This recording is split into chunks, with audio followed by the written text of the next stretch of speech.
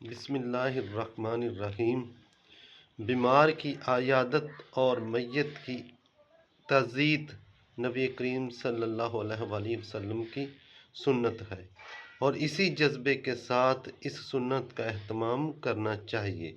دوسری بات یہ معلوم ہوتی ہے کہ آپ صلی اللہ علیہ وآلہ وسلم کو اپنے ساتھیوں کے سلسلے میں سب سے زیادہ جس بات کی فکر رہتی تھی وہ صرف یہ تھی کہ کسی طرح ان کی آخرت سدھر جائے اور یہ حسن انجام سے دوچار ہوں۔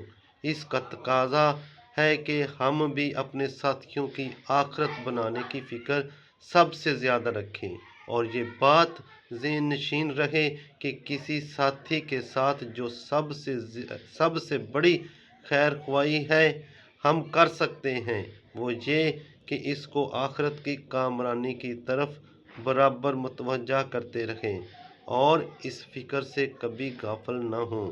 اللہ رب العزت عمل کی توفیق عطا فرمائے۔